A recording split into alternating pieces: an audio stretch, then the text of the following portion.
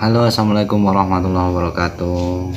Salam sejahtera untuk kita semua.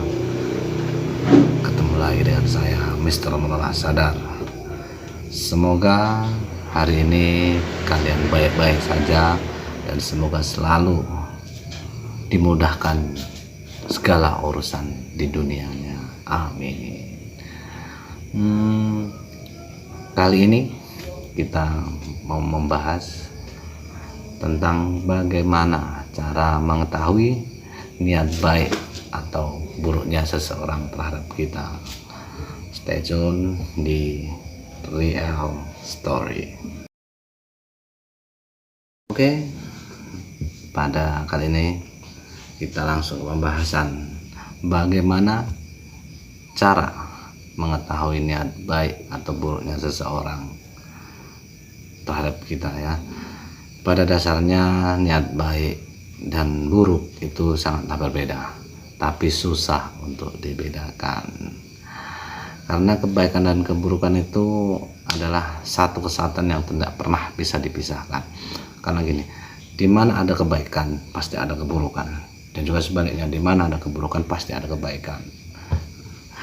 Kebaikan dan keburukan itu tidak bisa kita bedakan dari cara kita mendengar apa yang mereka katakan dan dengan cara yang kita lihat apa yang dia lakukan.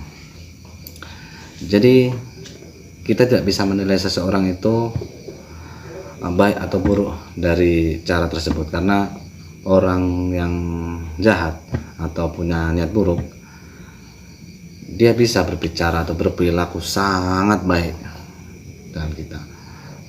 Sedangkan orang yang baik kadang malah justru berperilaku atau berbicara yang kasar atau jahat. Jadi bagaimana cara membedakannya? Kebaikan dan keburukan hanya bisa dibedakan dengan cara mengenali cara berpikir dia. Makanya Tuhan menciptakan akal pada manusia itu untuk berpikir.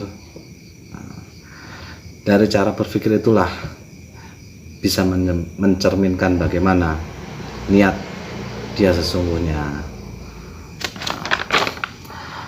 Terus kalau pertanyaan bagaimana kita tahu cara berpikir dia, biasanya orang jahat atau niat jahat itu selalu berbicara dulu baru bertindak. Tapi jika orang baik biasanya itu atau niat baik itu lebih ke bertindak dulu baru berbicara. Dua hal yang pasti bisa membedakan antara yang baik dan yang buruk. Yang pertama, orang baik dia akan selalu berbicara tentang keburukannya kepada orang-orang disayang, orang-orang di sekitar dia, dan dia tidak pernah mau menceritakan kebaikan dia, karena mereka itu meyakini bahwa di saat ada orang yang mau menerima dia dengan keburukannya, dengan kekurangannya, maka dia itu berpikir bahwa itu orang yang tepat untuk jadikan pasangan, untuk jadikan teman. Tapi kalau orang jahat atau orang punya niat buruk itu, dia biasanya bercerita tentang kebaikannya aja, jarang mau menceritakan tentang keburukannya. Tapi kadang-kadang ada juga nih yang bercerita tentang keburukannya, tapi selalu diselipkan tentang kebaikan dia. Karena apa? Di saat dia bercerita tentang keburukannya, kenapa saya bilang diselipkan kebaikannya? Karena dia takut, gitu loh, takut mangsanya itu lepas. Makanya terus selalu diselipkan cerita-cerita tentang kebaikan dia. Dari dua hal tersebut, sedikit banyak bisa kita menilai apa tujuan seseorang itu untuk mendekati kita. Karena begini, kadang ada orang yang mendekati kita, dalam pikiran kita itu selalu bertanya-tanya apa dia baik atau dia buruk. Apalagi yang sedang mendekati kita ini penampilannya sedikit amburadul lah.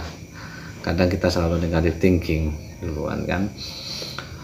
Makanya kita sering salah memilih kekasih atau salah memilih teman. Karena begini, kita tidak bisa menilai seseorang hanya dari penampilan. Yang jelas, jika ingin tahu tentangnya seseorang itu, kita harus menggali dulu siapa dia. Terus kita menggali lagi, bertanya lagi tentang bagaimana dia. Dari situ baru kita tahu apa niat sebenarnya dia itu buat mendekati kita gitu. Apa dia punya niat baik atau dia punya niat buruk. Jadi begitulah sedikit penjelasan tentang bagaimana cara mengenali seseorang, apakah dia punya niat baik atau buruk terhadap kita. Semoga video ini bermanfaat. Selalu saya pesankan untuk terus mengenali diri kita, memahami apa yang ada dalam diri kita ini, agar kita peka terhadap orang-orang di sekitar kita. Terima kasih. Wassalamualaikum warahmatullahi wabarakatuh. Salam sadar.